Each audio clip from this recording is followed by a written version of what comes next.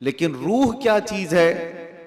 अल्लाह तबारक व तआला फरमाता है कुरान पाक में, महबूब आपसे ये रूह के बारे में पूछते हैं ये क्या है? आप फरमा दें रूह अल्लाह के हुक्म का नाम है। रूह अल्लाह का हुक्म है। तो रूह जिसके अंदर मौजूद है उसके सारी चीजें एक्टिव हैं, सब चीजें हरकत कर रही हैं। हत्ता कि आप सुनने की जो ताकत रखते हैं इसलिए कि रूह आपके जिस्म के अंदर है, और मैं बोल रहा हूं ये ताकत है इसलिए कि रूह अभी मौजूद है। हाथ उठ रहा है, पैर चल रहे हैं, जुबान मजा चख रही है, आंखें झपक रही हैं, ये सारी हरकतें रूह के होने की वजह से हैं। रूह का ताल्लुक खत्म हो जाए तो जिस्म ये सारे हरकतें नहीं कर सकता। अब मैं आपको बता रहा हूं, थोड़ी सी चीजें आप तवज्जो ले लें। रूह जब हमारे जिस्म के अंदर है तो हम क्या क्या कर सकते हैं, और रूह निकल जाने के बाद क्या नहीं कर सकते, ये दिमाग में रखिए आप। एक मुर्दा ना हाथ उठा सकता है, ना पैर उठा सकता है, ना आंख खोल सकता है, ना जुबान से चख सकता है, कुछ नहीं कर सकता। लेकिन रूह होने के वक्त आप भी और हम भी क्या क्या कर सकते हैं? हम अपना हाथ भी उठा सकते हैं, पैर से जहां तक चाहे चल सकते हैं, बोल सकते हैं, सुन सकते हैं, देख सकते हैं, सब है। रूह होने के वक्त इतना सब जो कर सकते हैं, ये इतना ही नहीं बल्कि मैं आपको बता देता हूं, उस रूह की अगर कोई तरबियत करता है तो ये रूह उसको इतनी ताकत अता करती, इतनी कि वो जो सामने हरकतें हो रही हाथ पैर हिलाने की, ये बढ़ते बढ़ते बढ़ते इतनी हो जाती है कि इसके लिमिटेशन ही नहीं है। रूह उसको इतनी ताकत पहुंचाती है कि आज रूह मेरे अंदर है, मैं सामने की दीवार तक देख रहा हूं, और रूह ताकतवर हो जाए तो हो सकता है वो मशरिक में बैठकर मगरिब के हालात को देख रहा हो, वो शुमाल में बैठ करके जुनूब के हालात देख सकता है। रूह की ताकत जब बढ़ जाती है तो हो सकता है आज मेरा हाथ जितना लंबा है वहां तक की चीज छू सकता हूं, पकड़ सकता हूं, लेकिन रूह की ताकत जब बढ़ जाती है तो बैठे बैठे मदीने तैयबा से मुल्के शाम में भी किसी की मदद कर सकता है। अब मैं आता हूं उसी गुफ्तगू पर। तो फिर मेरे अजीजों, रूह की तरबियत के लिए क्या करना चाहिए? पूरे दुनिया भर के आप दूसरे मज़ाहिब में भी देखेंगे, रिलीजियंस, वो लोग भी तपस्या कर रहे हैं, आत्मा की शक्ति हासिल कर रहे हैं। अल्फाज अलग हैं, और वो पावर ऑफ सोल कहते हैं क्रिश्चियन लोग, हिंदू लोग आत्मा की शक्ति कहते हैं। उसके लिए वो दुनिया को तर्क कर रहे हैं, कुछ कलमात के जाप कर रहे हैं, किसी न किसी तरह से वो अपनी रूह को बढ़ाने की कोशिश कर रहे हैं। तो सब अदियान में ये कोई एक कॉन्सेप्ट पाया जाता है। मैं आपको बताता हूं, असली रूह की ताकत वो है, रूह ने अगर अपने रब को पहचान लिया तो ये सबसे बड़ी ताकतवर है। और रूह जिस वक्त अल्लाह रब्बुल इज्जत को, अपने खालिक को पहचान लेती है तो वो रब तबारक व तआला की कुर्ब पाने का जो उसका मकाम है वो विलायत का मकाम है, और वहीं से उसकी ताकत का इजाफा हो जाता है। हमें इस रूह की तरबियत कैसी करनी है, रूह की तरबियत कैसी हो? देखें, आपको एक सिंपल सी बात बता रहा हूं, जिस्म को सुबह नाश्ता ना करो, दोपहर का खाना ना खाओ, तो शाम तक आप हिलने लग जाएंगे। और अगर 3 वक्त का खाना छोड़ो तो कमजोरी जिस्म पर और चेहरे पर जाहिर होने लग जाएगी। क्यों? इसलिए कि जिस्म को भूख लगती है और हम खाना खाते हैं। इसी तरह रूह को भी भूख लगती है। रूह की ग़िज़ा अल्लाह का जिक्र है, जिक्रुल्लाह है, और जब बंदा अल्लाह का जिक्र करता है तो उसकी रूह तरोताजा होती है। और यहां तो बरसों से अल्लाह का जिक्र ही नहीं किया तो किसी की रूह बीमार इतनी हो चुकी है कि उसे कुछ नहीं पता, सिर्फ चलता फिरता एक लाशा है, चलता फिरता एक जिस्म है, रूह तो है मौजूद लेकिन बड़ी कमजोर और बड़ी गरीब। इस रूह को ताकतवर बनाओ अल्लाह के जिक्र से, जिक्रुल्लाह से। अब आपको मैं बताता हूं, जहां ये रूह सलामत होती है, इंसान का जिस्म मर भी जाए तो अल्लाह तबारक व ताला उसकी रूह को इसी तरह बाकी रखता है।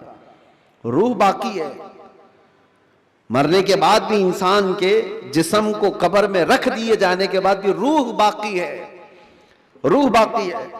और रूह जब तक ताकतवर है वो क्या से क्या कर सकती है। तसर्रुफ अल्लाह तबारक व ताला उसको अता किया है। मौत के बाद भी औलिया कामिलीन की जिंदगियां हम जो देखते हैं वो इसी बुनियाद पर है कि उन्होंने अपनी जिंदगियों में जिस्म से ज्यादा अपनी रूह का ख्याल किया। लोग अपनी बॉडी बनाने के लिए जो मेहनत करते हैं कोई बात नहीं, कितने कितने घंटों लोग जिम करके अपनी जिस्म को मजबूत बनाना चाहते हैं। ये जिस्म सिर्फ दिखा सकते हैं सामने लोगों को, या किस लिए कि फिट रहने के लिए। कुछ लोग किसी को मुक्का मारने के लिए कर रहे हैं, लेकिन उसका 10% भी अगर रूह की तरबियत पर तवज्जो दी जाए तो मेरे अजीजों ताकत व कुव्वत का यह आलम होगा कि औलिया कामिलीन की सफ में अल्लाह तबारक व तआला आपको वो मकाम अता फरमाए। रूह की ताकत की तरफ तवज्जो। आज पूरी दुनिया इससे दूर भागी हुई है, सारी चीजें हमारी रूहानियत निकल गई। हम मेटल पर मेहनत कर रहे हैं, हम जिस्मों पर मेहनत कर रहे हैं, हम कपड़ों पर अपने जाहिर पर मेहनत कर रहे हैं। रूह के लिए जो औलिया कामिलीन के यहाँ तरबियत होती थी वो खाल खाल नजर आ रहे हैं। पहले खानकाहों में जानते हैं आप, माररा मुतहरा हिंदुस्तान की बहुत बड़ी खानकाह है जहां से आला हजरत भी बैत हुए थे। इमाम अहले सुन्नत मुजद्दिद दीन व मिल्लत जहां से बैत हुए वो खानकाह सादात की, आले रसूल वहां पर हैं। हजरत शाह हमजा आइनी रदी अल्लाह तआला अन्हु बड़े पाए के बुजुर्ग हैं, उनके पास लोग आते थे तरबियत हासिल करने के लिए, अपने जिंदगियों को संवारने के लिए, यही रूह की तरबियत के लिए। तो उनको क्या क्या कराया जाता था पता है? सबसे पहली चीज उनकी तरबियत ये होती थी कि जो चीज तुम्हारी जिंदगी में हावी होने की कोशिश कर रही है उससे अपने आप को छुटकारा दिलाना।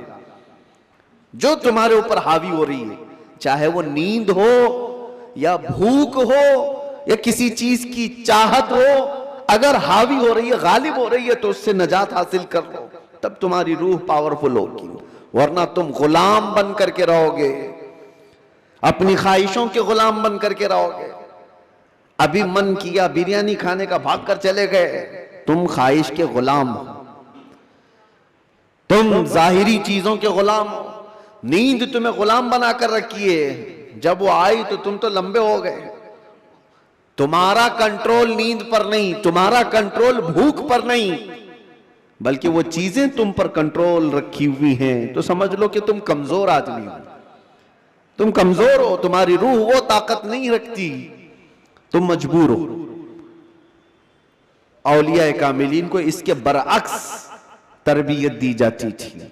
भूख पर कंट्रोल, ख्वाहिशात नफसानिया पर कंट्रोल और नींद पर कंट्रोल। हत्ता कि मैं आपको बताऊं, हजरत शाह मीना रहमतुल्लाह ताला अलैह लखनऊ के बहुत बड़े बुजुर्ग हैं, वो जब रात को इबादत के लिए खड़े होते, इंसानी फितरत का तकाजा है कि नींद तो आती है, लेकिन वो ये चाहते थे कि नींद इंसान की जरूरत है, उसको भी मैं अपने ऊपर गालिब होने नहीं दूंगा। मैं जब चाहूं सो जाऊं, लेकिन नींद जब चाहे तब मुझे ना सुलाए। नींद मेरी हाकिम नहीं, मैं उस पर हाकिम हूं।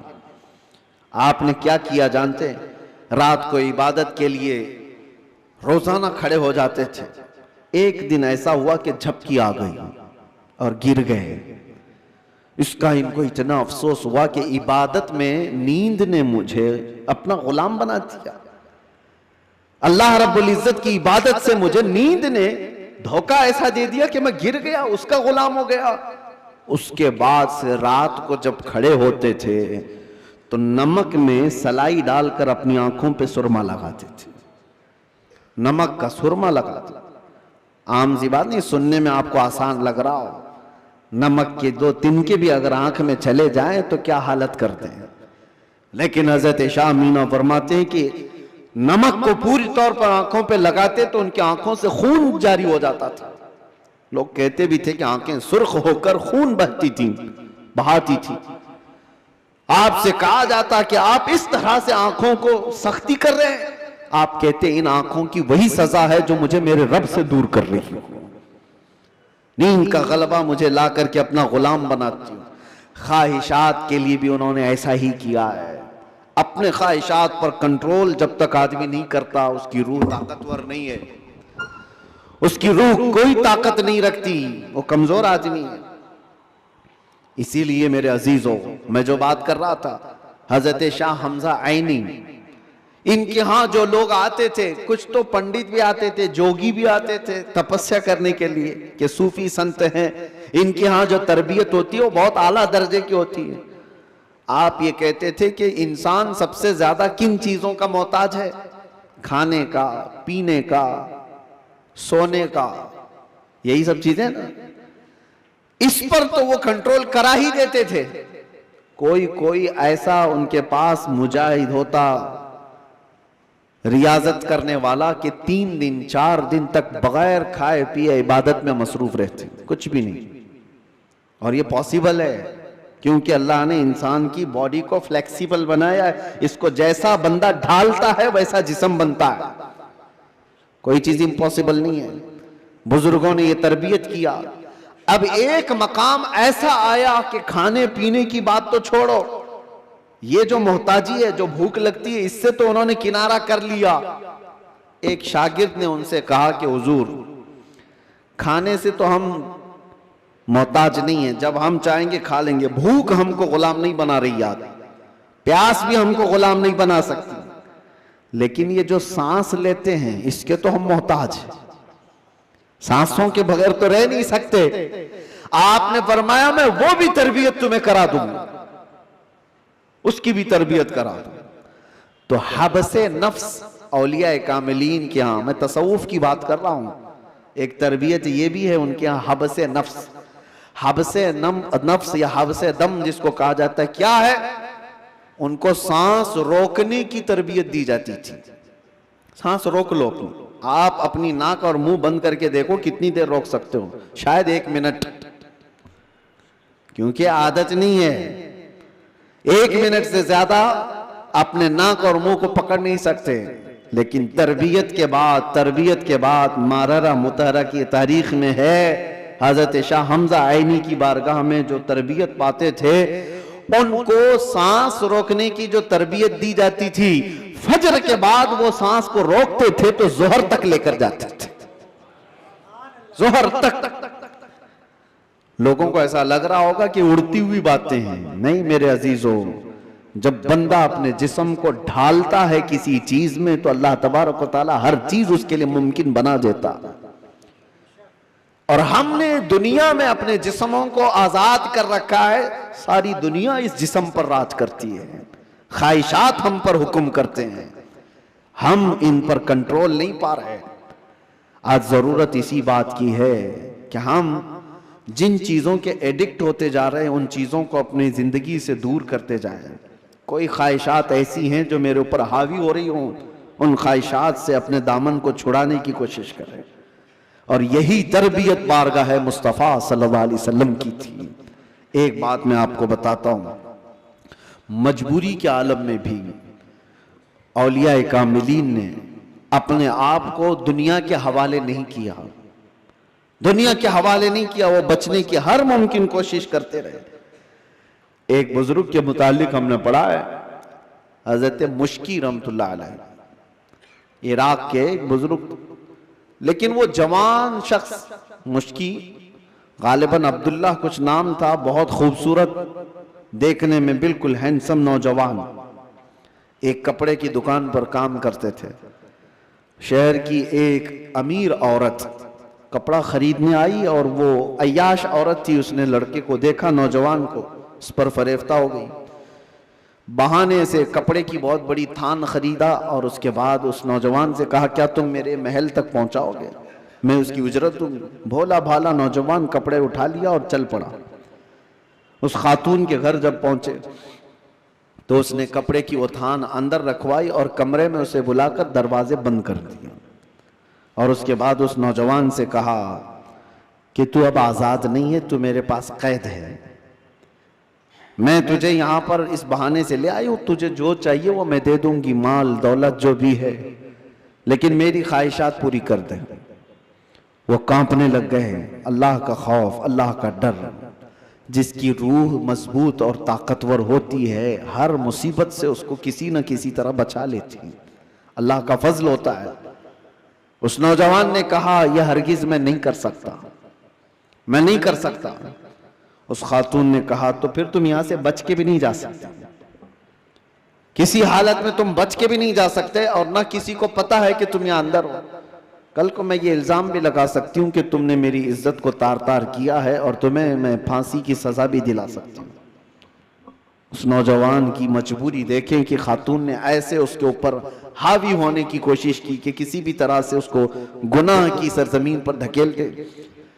लेकिन ये नौजवान है, अचानक न जाने दिलो दिमाग में क्या ख्याल आया, कहा कि ठीक है, मुझे इस्तिंजा करना है, तहारत, टॉयलेट जाना है।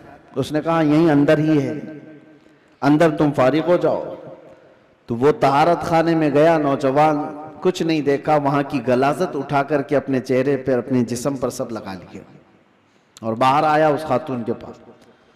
उस औरत ने देखा कि बदबू और ये गलाजत ये जिस्म पर, वो चीख मारकर दरवाजे खोलती है कि कोई पागल आया, इसको घर से निकालो, जल्दी यहां से निकालो इसको।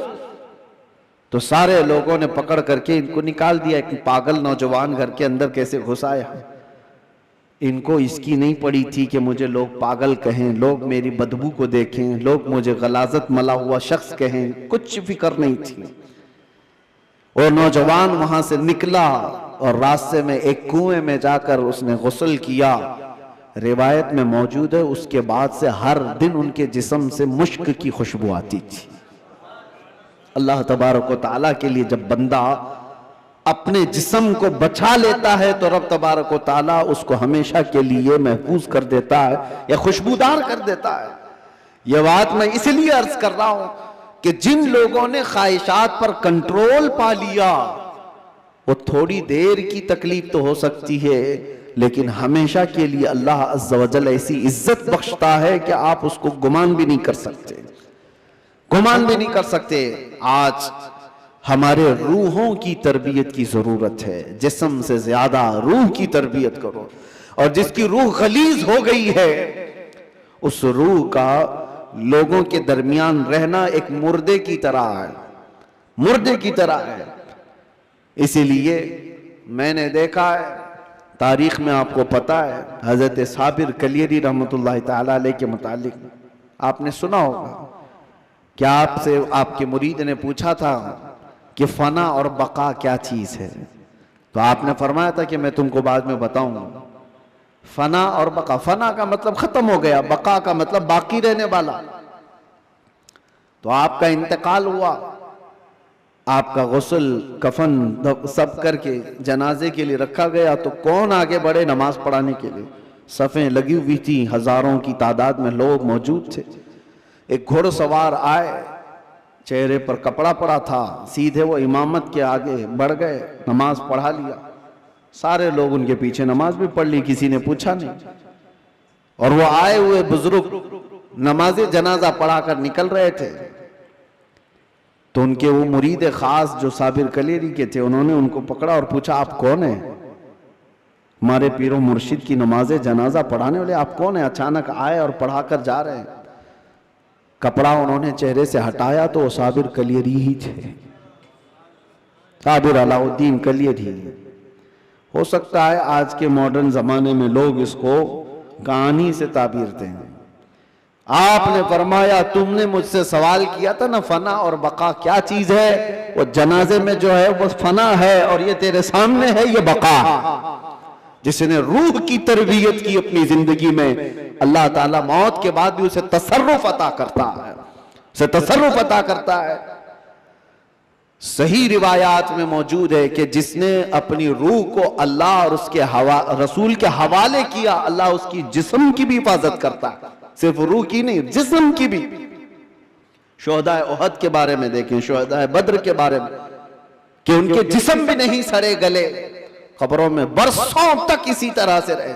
1935 में इराक में बगदाद के दरियाए दजला के किनारे दो सहाबा की कब्रें थी, हजरत हुज़ैफा बिन यमान, हजरत अब्दुल्ला बिन जाबिर। उनकी कब्रों में पानी भर गया था तो कब्रें खोली गई थी। 1935 की बात कर रहा हूं। तकरीबन 1300 साल के बाद उनकी कब्रें खोली गई तो दोनों सहाबी जिस्मों के साथ सही सलामत आराम कर रहे थे। अखबार की कटिंग भी आज भी लगी हुई है, इराक में मौजूद है। 1935 बहुत दूर की बात नहीं कर रहा हूं, 100 साल नहीं गुजरे, अभी 90 साल पहले की बात। उनके जनाजे वहां से उठाए गए और बगदाद से 35 किलोमीटर दूर ले जाकर हजरत सलमान फारसी की कब्र के बगल में उन दोनों को दफन किया गया। ये तारीख मौजूद है। वो सहाबा जिनकी कब्रों में उनके जिस्म 1300 साल तक बाकी हैं। कहना यह है जिसने अपनी रूह को अल्लाह के हवाले कर दिया, अल्लाह उसके जिस्म की भी हिफाजत करता है। और जो सिर्फ जिस्मानी ख्वाहिशात के लिए जी रहा है उसके जिस्म का हाल तो यह है, इधर रूह निकली उधर जिस्म में बदबू शुरू हो गई, इधर रूह निकली जिस्म फलना फूलना शुरू कर दिया। अजीजा ने गिरामे वकार, हमारे इन जिस्मों की औकात कितनी है मैं आपको बताता हूं। गुफ्तगू को समेटते हुए सिर्फ इतनी बात अर्ज करूं, कहा गया है कि कब्र में हमारी तख्तियां बंद करके जब लोग चले जाते हैं कब्र की मिट्टी में, आपको अंदाजा है, आप मुंबई के कब्रस्तानों को देखते हैं और बहुत जल्दी यहां कब्रें खोली भी जाती हैं, लेकिन जहां नहीं खोली जाती वहां के लिए भी मैं बता रहा हूं, दफन करके चले जाने के बाद एक दिन के अंदर, सिर्फ एक दिन 24 घंटे जब गुजर जाते हैं तो पेट में का और दिमाग में का पूरा पानी पीप के जरिए से या किसी तरह से उसके नाक और मुंह से बाहर निकल जाता है, उसके कानों से सब निकल जाता है। और उसके बाद दिन जैसे जैसे गुजरते जाते हैं, अगर कब्र के हशरात यानी कीड़े मकोड़े उसके जिस्म को खाने लग गए तो बहुत जल्दी वो गलना शुरू कर देता है। 3 दिन के अंदर पेट फट जाता है और पेट के फट जाने के बाद जो ताफुन निकलता है उसकी चीजें सब उसकी बाहर हो जाती हैं। और उसके बाद 9 दिन गुजर जाते हैं या 10 दिन गुजर जाते हैं तो जिस्म की सारी चमड़ी पक जाती है, पूरी चमड़ी, चाहे उसको जितनी भी हिफाजत से रखा जाए, रूह ने साथ छोड़ दिया है तो अब जिस्म तरतीबवार एक एक चीजें इसकी खत्म होती चली जाती हैं। इसके नाक से, इसके कान से, इसके मुंह से गूदा बाहर निकल आया, पेट फट गया, अब चमड़ी गलने लग गई। फिर उसके 40 दिन गुजरने वाले होते हैं कि हड्डियां सब बाहर निकलने लग जाती हैं, दिखती हैं, हड्डियों का इजहार हो जाता है, चेहरा किसी हद तक रखा जाता है। कहा गया कि महीना गुजर जाता है तो कि उसकी आंखों की पुतलियां भी बाहर निकल जाती हैं। महीना 2 महीना गुजरता है कि उसके बाद फिर जिस्म के अंदर जितनी नरम चीजें थी सब निकल जाती हैं, फिर ढांचा बाकी रह जाता है और ढांचा, हड्डियां भी अपने आप में टूटने लग जाती हैं। उसके पैरों की हड्डियां उसके कमर से अलग हो जाती हैं, उसके घुटने से उसके रान की हड्डियां अलग, उसके बाजुओं की हड्डियां अलग। इसीलिए 6 महीने साल भर के बाद जब आप कब्र को दोबारा खोद रहे होते हैं तो पूरा ढांचा किसी को नहीं मिलता, किसी की घुटने की हड्डी, किसी के सर की खोपड़ी और किसी के पैर की हड्डी, यही सब चीजें मिलती हैं। जिस्म सब छोड़ चुका होता है। ये वही जिस्म है जिसको हम घंटों आईने के सामने सजा रहे होते हैं। ये वही जिस्म है जिसके ऊपर हम अपनी मेहनत खर्च कर रहे हैं, चाहे वो जिम में जाकर, मैं नहीं कहता कि फिट नहीं रहना चाहिए, फिट रहना चाहिए, लेकिन ये नहीं है कि कुल मेहनत हम अपने जिस्म पर लगाए और रूह का ख्याल भी नहीं किया कर, रूह का ख्याल ही नहीं किया तो ये जिस्म जिस वक्त साथ छोड़ देता है तो मेरे अजीजों बहुत बुरा हशर हो जाता है। मौला अली करमल्लाहु वजहुल करीम एक बार कब्रस्तान तशरीफ ले गए, कब्रों को सलाम किया, सलाम अलैकुम या अहलल कबूर, और उसके बाद वो मौलाए कायनात हैं, कब्र वालों से यूं कहते हैं कैफ अहवालुकुम या अहलल कबूर, ऐ कब्रों वाले तुम्हारे हालतें क्या हैं। सईद इब्ने मुसय्यब हजरत अली के साथ थे। हजरत अली रदी अल्लाह तआला अन्हु के शागिर्द, मदीने के मशहूर ताबई सईद इब्ने मुसय्यब कहते हैं, मैं मौला अली को देख रहा था, वो कब्र वालों से पूछ रहे हैं। थोड़ी ही देर के बाद आपकी आंखों से मोटे मोटे आंसुओं के कतरात निकलने लगे और धारो कतार आप रोने लगे। सईद इब्ने मुसय्यब पूछते हैं मौला अली करमल्लाहु वजहुल करीम से कि सरकार आप इनसे बात कर रहे हैं और रो किस बात पर रहे हैं? मौला अली ने फरमाया, मैंने इनसे सिर्फ इतना पूछा कि तुम्हारी हालतें क्या हैं। तो कब्र वालों ने मुझे जवाब दिया, ए अली हमारी क्या हालतें पूछते हो? उस चेहरे को रब तबारक व तआला ने बिच्छुओं की ग़िज़ा बना दिया है जिसको हम सजाया करते थे। उन बालों को जिनमें हम कंघा करते थे पीप निकल आया है, कीड़े खींच रहे हैं। हमारी उन आंखों को आज खीरा कर दिया गया है, इन आंखों को सियाह कर दिया गया है। हमारे वो बाजू जिस पर हमें बड़ा नाज था हम आज हिला भी नहीं पाते और इनको बड़ी मजबूती के साथ तोड़ दिया गया है, खत्म कर दिया गया है। हजरत अली करमल्लाहु वजहुल करीम सईद इब्ने मुसय्यब से कहते हैं, कब्र वालों के ये जवाब सुनकर बताओ क्या मैं मुस्कुरा सकता हूँ, क्या मैं हंस सकता हूँ? तो फिर अल्लाह का खौफ है कि मैं ज़ारो कतार रो पड़ा। मेरे अजीजों, हम सब भी उसी मंजिल के राही हैं, हम भी उसी आखिरी मकान के मुसाफिर हैं जहां हम सबके साथ ये होना है। इसलिए जब तक रब तबारक व तआला ने हमारे जिस्म में रूह बाकी रखा है, इस रूह की तवज्जो करो, इसकी तरबियत करो, वरना वक्त गुजर जाने के बाद कुरान पाक में है कई ऐसे लोग हैं जो कहते हैं रब तआला से, क्या कहते हैं? लौ कुन्ना नुरद्दु, ऐ अल्लाह अगर काश एक बार हमको तू लौटा दे, कुन्ना नअमल, हम बहुत अच्छा अमल करेंगे, अमलन सालिहा, हम नेक बन करके आएंगे। लो नुरद्दु, हम लौटा दिए जाएं, अगर एक बार हमें दोबारा दुनिया में भेज दे, हम पक्के मोमिन बन करके आएंगे, हम नेक इबादतगार बन करके आएंगे।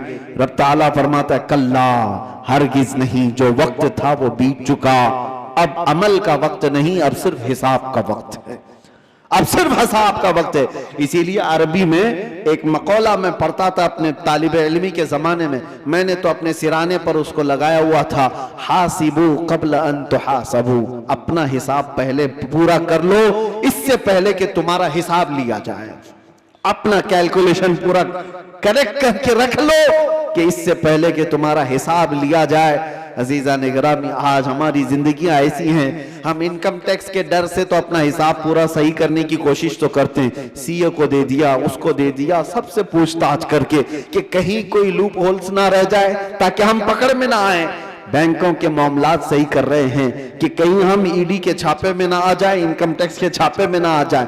ये ज्यादा से ज्यादा तुम्हें क्या कर सकते हैं, इस जिंदगी में ही तो सजा दे सकते हैं, लेकिन इनको छुपा भी सकते हो अपने मामलात। सीए तुम्हें छोटे रास्ते भी बताता है और अलग शॉर्ट रास्ते भी बताता है, लेकिन उस रब्बुल आलमीन की बारगाह में तुम कोई हीला बहाना नहीं कर सकते।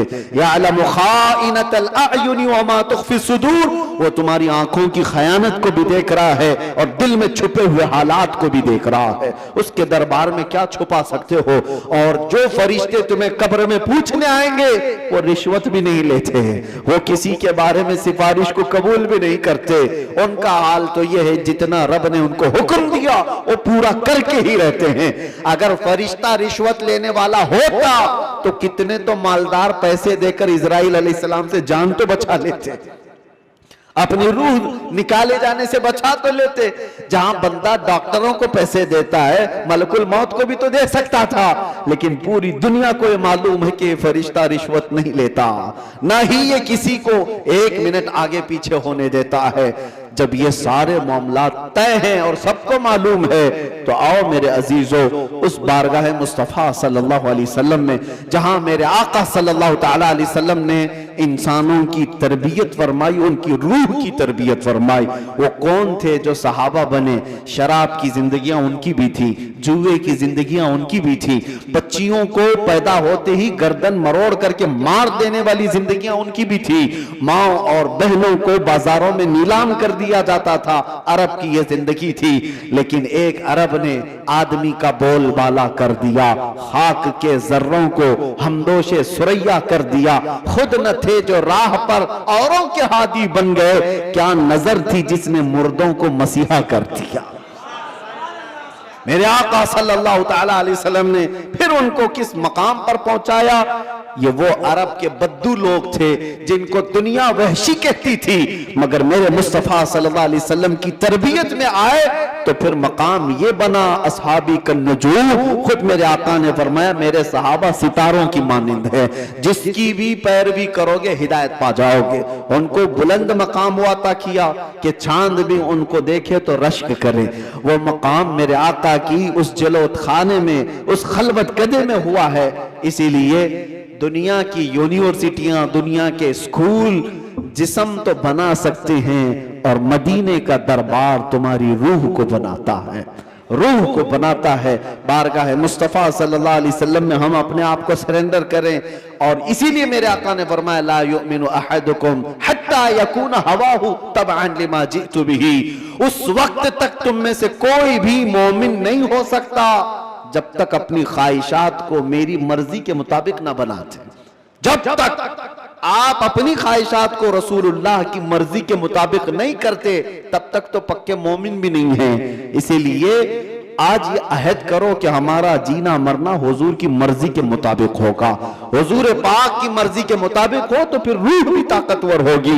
इसीलिए मेरे मुर्शिद ने कहा जिंदगी ये नहीं किसी की किसी के लिए, जिंदगी है नबी की नबी के लिए। अरे ना समझ मरते हैं जिंदगी के लिए, जीना मरना है सब कुछ नबी के लिए। या रसूल अल्लाह दहन में जुबान तुम्हारे लिए, बदन में है जान तुम्हारे लिए। हम आए यहाँ तुम्हारे लिए और उठे भी वहां तुम्हारे लिए। जब बंदे का ये अकीदा बन जाए तो फिर देखो उसकी जिंदगी में इनकलाब कैसे आता है। रब तबारक व तआला हम सबको हमारे कमजोर जिस्मों से नजात अता कर मजबूत रूहानी ताकत अता फरमाए। मौला करीम हमारी आंखों में नूर मुस्तफा अता फरमाए, हमारे दिल को वसवसों से महफूज फरमाए, हमारे बाजुओं में कुव्वत हैदरी अता फरमाए। मौला करीम इस पूरी उम्मत को इस्लाह की तौफीक अता फरमाए। रब्बल आलमीन हमारे दरमियान सलाहुद्दीन पैदा फरमा, हमारे दरमियान खालिद इब्ने वलीद के नक्शे कदम पर चलने वाला जवान अता फरमा, सहाबा का सच्चा शहदाई अता फरमा, गौसो ख्वाजा का गुलाम हमारे खानदानों में अता फरमा। रब्बल आलमीन हमारी जुमा को कबूल फरमा, हाजिरीन के सजदों में लज्जतें अता फरमा। व आखिर दावाना अनिल हम्दुलिल्लाहि रब्बिल आलमीन। अस्सलामु अलैकुम।